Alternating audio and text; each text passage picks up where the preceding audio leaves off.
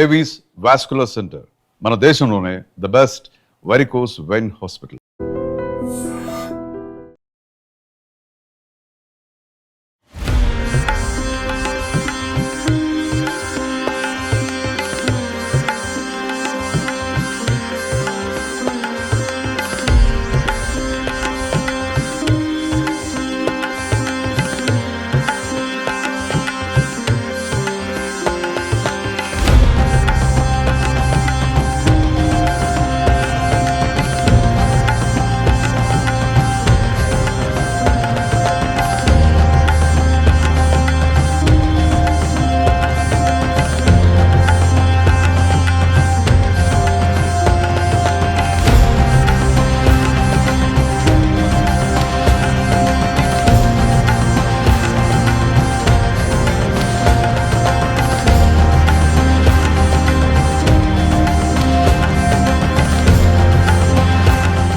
Hello viewers, welcome to iDreams Media. Karthika మాసంలో శైవ క్షేత్ర దర్శనం సర్వ పాప వినాశనం అంటూ కూడా చాలా మంది విశ్వసిస్తుంటారు. అందులో భాగంగానే శివయ్యని దర్శించుకుంటే సకల పాపాలు హరించి పుణ్యాత్ములం అవుతామంటూ కూడా చాలా మందికి ప్రగాఢ విశ్వాసం. సో ఈ రోజైతే కార్తీక మాస విశిష్టత గురించి తెలిపేందుకు, అదేవిధంగా శివయ్యని దర్శించుకునేందుకు మీ అందరికీ కూడా ఒక కొత్త ఆలయాన్ని అయితే పరిచయం చేయబోతున్నాం. సో ఈ ఆలయం గురించి మాట్లాడుకోవాలంటే 1000 ఏళ్ల చరిత్ర ఉంది ఈ ఆలయానికి. ఇది ఎక్కడో కూడా కాదు, విజయనగరం జిల్లాలో కొలువైయున్న నెల్లిమర్ల నియోజకవర్గానికి సంబంధించి దిబ్బేశ్వర స్వామి ఆలయం. 1000 ఏళ్ల చరిత్ర గల ఈ ఆలయం గురించి చెప్పుకోవాలంటే చాలా ప్రఖ్యాత అవుతుంది. సో దీని గురించి ముందుగా చెప్పేది ఏంటంటే, ఇక్కడ గ్రామస్తులు దేవతలు నిర్మించిన ఆలయంగా ఈ ఆలయం ప్రసిద్ధిగాంచింది. అంతేకాదు ఏకశిల ఒకటే రాయి ద్వారా ఈ ఆలయాన్ని నిర్మించారు. అందులో కొలువయ్యున్న శివయ్యని పూజించినట్లయితే సకల పాపాలు హరించి కష్టాలు కూడా గట్టెక్కిస్తారని కూడా ప్రగాఢ విశ్వాసం ఉంది. సో శివయ్యని దర్శనం చేసుకోవడానికి మనం కూడా వెళ్దామా? పదండి. ముందుగా ఈ ఆలయాన్ని చేరుకోవాలంటే విజయనగరం నుండి దాదాపు 6 కిలోమీటర్ల దూరంలో ఉంది ఈ సారిపల్లిలో ఉన్నటువంటి దిబ్బేశ్వర స్వామి ఆలయం.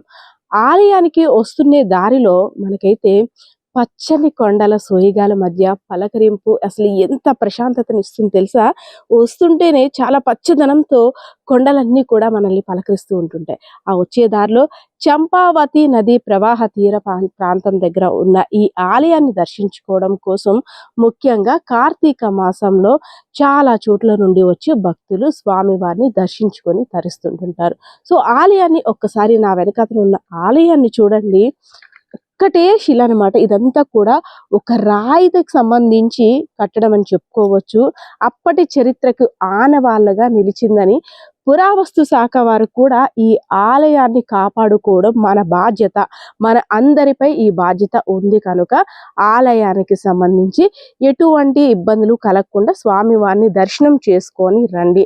దర్శనం కోసం వెళ్ళేవారు స్వామిని మాత్రమే దర్శించుకోండి. అంతేగాని అక్కడ పాలు పెరుగుతో అభిషేకం చేసినట్టయితే రాబోయే తరాలకి మన చరిత్ర చెప్పేందుకు మళ్ళీ ఆనవాళ్ళు ఉండవేమో అని భయంతో ఇక్కడ ఒక ప్రత్యేక బోర్డును కూడా ఏర్పాటు చేశారు. సో లోపల కొలువై ఉన్న ఆ దిబ్బేశ్వర స్వామిని సందర్శిద్దామా మరి? చరిత్రకి ఆనవాలుగా నిలిచిన ఈ అద్భుతమైన కట్టడాన్ని చూస్తున్నారు కదా. ఇదంతా కూడా 1000 సంవత్సరాల క్రితం దేవతామూర్తులందరూ కూడా రాత్రికి రాత్రే ఆలయాన్ని నిర్మించి శివయ్యను ప్రతిష్ఠించి ఆ రాత్రికి రాత్రే మాయమైపోయారంట. సో అప్పటి నుండి కూడా ఇక్కడ దిబ్బేశ్వర స్వామిగా కొలువై ఉన్న ఈ శివయ్యకి గ్రామస్తులంతా కూడా పూజలు చేస్తుంటూ ఉంటుంటారు. అంటే 1000 ఏళ్ల చరిత్ర గల ఆలయం అని 10 సార్లు చెప్తున్నామంటే ఒక్కసారి ఈ రాతి కట్టడాన్ని చూసినట్టయితే నిజంగా ఆశ్చర్యపోవాల్సిందే. ఇప్పుడు మనం కంపేర్ చేసుకుంటే ఒక 100 ఏళ్ళకో లేదంటే 200 ఏళ్ళకో 300 ఏళ్ళకో అవన్నీ కూడా కొలాప్స్ అయిపోతున్నాయి, డ్యామేజెస్ వచ్చేస్తున్నాయి. కానీ 1000 ఏళ్ల చరిత్ర అంటే అసలు మనం చూడొచ్చు, ఎక్కడా కూడా సిమెంట్ కానీ ఇసుక కానీ ఏది వినియోగించకుండా కేవలం రాయి మీదే చెక్కుతూ ఇంత మంచి ఆలయాన్ని నిర్మించారు అప్పట్లో. సో మనం ఒకసారి లోపలికి వెళ్ళినట్టయితే స్వామివారిని దర్శనం చేసుకోవడానికి లోపలికి ఎంటర్ అవుతాం. హరహర మహాదేవ శంభో శంకర. సో ఈ ద్వారం గుండానే లోపలికి ఎంటర్ అయ్యి స్వామివారిని దర్శనం చేసుకోవడం జరుగుతుంది. ఈ ఆలయానికి లోపలికి ఎంటర్ అవ్వడానికి కేవలం ఒక్కరు మాత్రమే ఎంటర్ అయ్యి స్వామి వారికి పూజ చేసుకొని మళ్ళీ ఆ ద్వారం గుండానే బయటికి వెళ్ళగలం. చూసారు కదా స్వామివారి శివలింగం, అదేవిధంగా ఈరోజు పుష్పాలతో అదేవిధంగా ఫలాలతో స్వామివారిని ఎంత అందంగా అలంకరించారో. సో కేవలం ఒక్కరు మాత్రం వచ్చి స్వామివారికి పూజలు నిర్వహించుకొని స్వామివారిని దర్శించుకొని తర్వాత మళ్ళీ వెళ్ళిపోవాల్సిందే బయటికి. కేవలం మనం స్వయంగా స్వామివారికి అర్చన చేసుకోవచ్చు ఇక్కడ.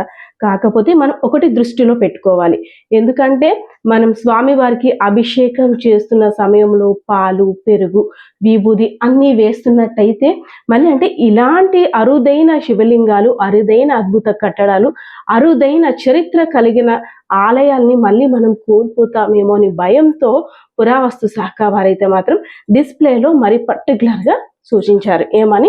స్వామివారిని దర్శనం చేసుకొని మాత్రమే బయటికి వెళ్ళాలి, అంతేగాని అక్కడ కొబ్బరికాయలు కొట్టుట అవన్నీ కూడా నిషిద్ధమని. సో మీరు కూడా స్వామివారిని దర్శనం చేసుకోండి. ఓం నమ శివాయ. హర హర మహాదేవ శంభో శంకర. స్వామివారి కోసం పూజ కోసం ఉపయోగించే పుష్పాలన్నీ కూడా ఇక్కడ చూస్తున్నాం కదా, అన్నీ ఇక్కడే స్వామివారి కోసం పెంచుతూ ఆ పుష్పాలతోటే స్వామివారిని అలంకరిస్తున్నారు. అదేవిధంగా అభిషేకం కోసం కూడా వాటర్తో అభిషేకం చేయడానికి ఇక్కడ ఒక బావి ఉంది. ఆ బావి గుండా వచ్చే వాటర్ తోటే స్వామి వారికి అభిషేకాలు కూడా నిర్వహిస్తున్నారు. మరి ఇంతటి గొప్ప చరిత్ర ఉన్న ఈ ఆలయం గురించి స్థల పురాణం కూడా తెలుసుకుందామా? మరి ఆలయం యొక్క విశిష్టత ఏంటి, 1000 ఏళ్ల చరిత్ర ఉందంటే అసలు దానికి ఆనవాళ్ళు ఏంటి, అవన్నీ కూడా మాట్లాడదాం పదండి. దిబ్బేశ్వర స్వామి ఆలయ విశిష్టత గురించి తెలిపేందుకు మన ముందు ఉన్నారు సాహితీవేత్త అయినటువంటి జక్కు రామకృష్ణ గారు. సార్ నమస్తే అండి. 1000 ఏళ్ల చరిత్ర కలిగిన ఆలయం, దేవతలు నిర్మించిన ఆలయంగా ప్రసిద్ధిగాంచింది. సో ఏం సార్ ఆలయం యొక్క విశిష్టత ఏంటి? వెళ్ళాము, చూసాము, స్వామివారిని దర్శించుకున్నాం. ఒక ప్రశాంతమైన వాతావరణం, చంపావతి నది ప్రవాహ తీరాన, అదేవిధంగా పచ్చనైన కొండల నడుమ స్వామివారి దర్శనం ఈ రోజు అయితే మాత్రం మాకు నయనానందకరంగా ఉంది. కార్తీక మాసం అనేసరికి స్వామివారిని దర్శించుకోవడం కోసం చాలా సుదూర ప్రాంతాల నుండి వస్తుంటారు. కానీ అంటే 1000 ఏళ్ల చరిత్ర ఉందంటే అసలు నిజంగా మనం అదృష్టం, విజయనగరంలో ఉండడం అదృష్టంగా భావిస్తున్నాం. 1000 ఏళ్ల చరిత్ర అంటే అది ఎంతవరకు నమ్మాలో లేదో కూడా చాలా మందికి ఒక క్వశ్చన్ మార్క్ గా ఉంది. ఏంటి సార్ ఆలయం గురించి? అంగ వంగ కళింగ అనేటువంటి దేశాల గురించి మనం పూర్వం చెప్పుకున్నాము. అందులో కళింగ దేశం ఒక విశిష్ట స్థానం ఉంది. శక్తిలోన, యుక్తిలోన, ఆధ్యాత్మిక చింతనలోన కళింగ దేశానికి పేరుంది. ఇలాంటి ప్రాంతంలో బౌద్ధులు కూడా నివాసం ఉండడం జరిగింది. ఇక్కడ ఆనాడు ఈ ప్రాంతానికి అశోకుడు వచ్చి యుద్ధం చేసి ఈ రక్తపాతాన్ని చూసి ప్రశాంత చిత్తంతో శాంతి అశోకుడుగా మారాడు. అది ప్రాంతం యొక్క గొప్పతనం. అది ఈనాటిది కాదు, ఆనాడు 1000 ఏళ్ల చరిత్ర కంటే ఈనాటి ఈ దేవాలయంని మనకి 10వ శతాబ్దం నుండి నిర్మించడం జరిగిందని చెప్తూ ఉంటారు. కానీ దేవతలు నిర్మించడం అనేది ప్రజల యొక్క విశ్వాసం. ఆ చెప్పిన మాట వినాలి. నేను భక్తియా భాగవతం చేయండి, భక్తి వల్ల అన్ని సాధ్యమవుతాయని మనం గుర్తుపెట్టుకోవాలి. భక్తి అంటే ప్రేమ, దేవుడు అంటే దివ్యత్వం. ఆ దివ్యత్వం అక్కడ ఉన్నదన్నమాట. అనేక మంది చంపావతి తీర ప్రాంతంలో కట్టడానికి ప్రధానమైన కారణం ఏంటంటే అక్కడ బౌద్ధులు ఉండేవాళ్ళు. ఎక్కడి నుంచి అంటే మనకి సాలిగుండం దగ్గర నుండి రామతీర్థాలు, జామి వరకు ఉన్నారు. ఆయా ప్రాంతంలో నీటి వనరులు కావాలి, సైన్యానికి కావాలి. సైన్యానికి కావాలంటే ఏ ప్రాంతం కావాలి? నదీ తీరం. ఈ ప్రాంతం తపస్సు చేసుకోవడానికి అనుకూలమైంది, రాజులు రావడానికి అవకాశమైనటువంటిది. ఇక్కడ ఏమిటంటే ఆ స్వామి యొక్క ఆలయం రాతి పలకలతో నిర్మించినటువంటి ప్రాంతం. అందుచేత అక్కడ సిమెంట్ కానీ, సిమెంట్ ఈనాడు వాడారు, ఆ రోజు సున్నం అంటామా, ఆ సున్నాన్ని కూడా వాడకుండా చక్కగా పలకలు నిర్మించారు. కాబట్టి దేవతలే నిర్మించారు ఇలాగా. అందుచేత ఆలయం ఇలా ఉంది మనం చెప్పుకుంటాం. కానీ ఒరిస్సా దేవాలయం కానీ, సిరిపురం దేవాలయం మనకి బల్లిపేట మండలం ఉంది, ఆ దేవాలయం, ఈ దేవాలయం కూడా, ఈ సారిపల్లి ప్రాంతంలో ఉన్నటువంటి ఈ దేవాలయం కూడా అద్భుతంగా ఆ ఒరిస్సా యొక్క సంప్రదాయంతో కట్టబడిన దేవాలయం. ఒరిస్సా రాజు వాళ్ళు ఇక్కడ పరిపాలించారు. మహానది నుండి గోదావరి వరకు ఉన్నటువంటి ఈ ప్రాంతాన్ని కళింగ దేశంగా మనం చెప్పుకుంటూ ఉంటాం. ఈ ప్రాంతంలో ఈ ఆలయం వెలియడం చాలా అదృష్ట భాగ్యం. మనకి ఈ ప్రాంతం విజయనగరం, విశాఖపట్నం, శ్రీకాకుళం ఈ ప్రాంతాలు చూసినట్టయితే అనేకమైన దేవాలయాలు, శైవ క్షేత్రాలు కూడా, వైష్ణవ క్షేత్రాలు, బౌద్ధ క్షేత్రాలు ఇన్ని కూడా ఇక్కడ వెలిసాయి. మత సమైక్యతకు ప్రధానమైనటువంటి ప్రదేశం ఏంటంటే మన కళింగ. అందులో ఈ స్వామేశ్వర దిబ్బేశ్వర స్వామి. ఈ దిబ్బ అనేది తెలుగు మాట, సంస్కృతం కాదు. అంటే ఎక్కడైనా ఆలయంకి విశ్వేశ్వర స్వామి ఆలయం ఇలా అంటారు. అలాంటి దిబ్బేశ్వర స్వామి ఆలయం దిబ్బేశ్వర అని ఎందుకు వచ్చింది? ఇక్కడ ప్రజల్లో వాడుకలో దిబ్బ అంటే ఎత్తైనటువంటి ప్రదేశం, ఉన్నతమైనటువంటి ప్రదేశం మనకు అర్థం. ఈశ్వరుడు పరమేశ్వరుడు, దిబ్బ ఈశ్వరుడు, దిబ్బేశ్వరుడు అంటే గుణసంధిని మన వ్యాకరణలో ఉంటది. ఇక్కడ విజయనగరం అమ్మవారు చూసినట్టయితే ఇక్కడ సిరిమానోత్సవం అంటారు. సిరి అంటే తెలుగు మాట, మాను అనే తెలుగు మాట, ఉత్సవం సంస్కృత మాట. సంధి కుదరదు. కానీ వ్యవహారికంలో జనాలు వాడికే వ్యాకరణానికి అతీతమైన యొక్క భాష. మన వాళ్ళు ఏమిటంటే తెలుగు భాష, సంస్కృత భాష, ఆంగ్ల భాష అనే అన్ని భాషలు కూడా మన తెలుగు భాష తనలో ఇముడ్చుకుంటుంది. ఆ దిబ్బేశ్వరాలయం పేరు పెట్టారు కదా. ఇంకా స్వామివారి యొక్క ఆలయంలోకి వెళ్ళాలంటే ఆలయం అంటే ఎత్తుగా ఉంది, కానీ ఆలయం లోనికి వెళ్ళాలంటే చాలా చిన్న ద్వారం ఉంటుంది, దాంట్లో దూరి వెళ్ళాలి. ఇంకొక ఉపయోగం, అందులో పరమేశ్వరుడు యొక్క విగ్రహం అక్కడ ఉంది. ఈ ప్రాంతం శైవ సంప్రదాయం కూడా ఇక్కడ మనకి ఎక్కువగా మనకు కనిపిస్తుంది అనమాట. రామతీర్థాల్లో ఉంటే ఎంతో గొడవలు కూడా ఈయన దేవుడు చేసిన మనుషులు చేసిన దేవుళ్ళారని మన గురజాడ కథ కూడా రాశారనమాట. అక్కడ బుద్ధుడు, శివుడు, రాముడు ఇన్ని ఉంటాయి అన్నమాట. అలాగే ఇక్కడ కూడా పరమేశ్వరుడు యొక్క శివలింగం ఇక్కడ ఉంటుంది. ఆ లోనికి వెళ్ళి అక్కడ కూర్చొని స్వామివారిని పూజ చేస్తారు. పూజలు కూడా తక్కువగానే పుష్పాటి గడిపేది 108 దేవాలయ ధర్మకథలు. ఈ ఆలయం కూడా సారిపల్లి ఆలయం కూడా మనకి ఇక్కడ ఉండడం జరుగుతుంది.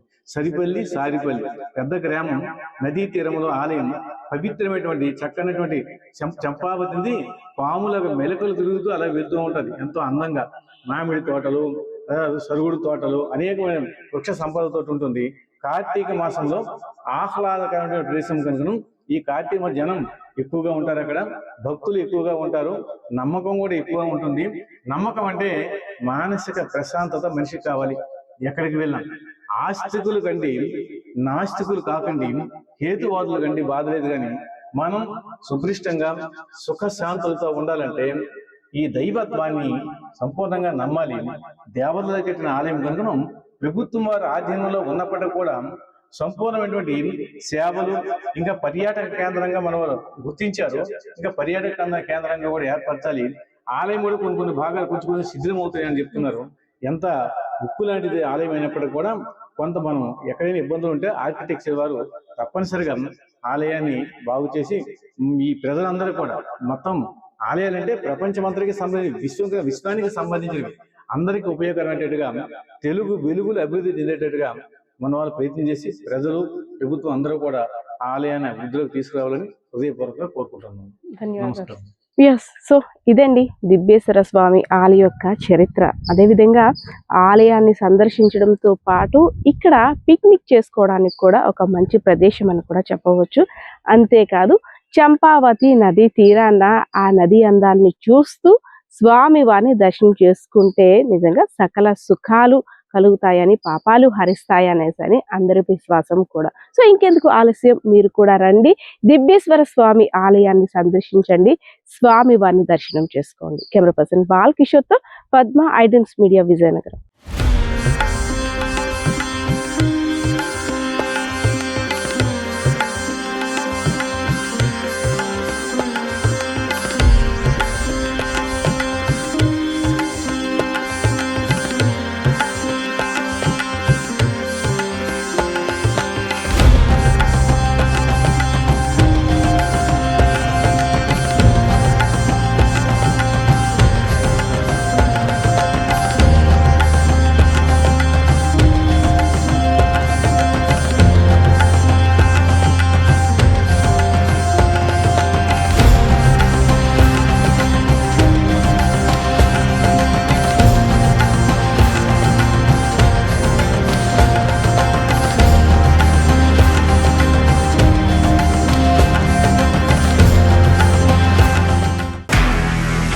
నిజంగా ప్రస్తుతం ఉన్నటువంటి సమాజం దేనికి ప్రయారిటీ ఇస్తుంది?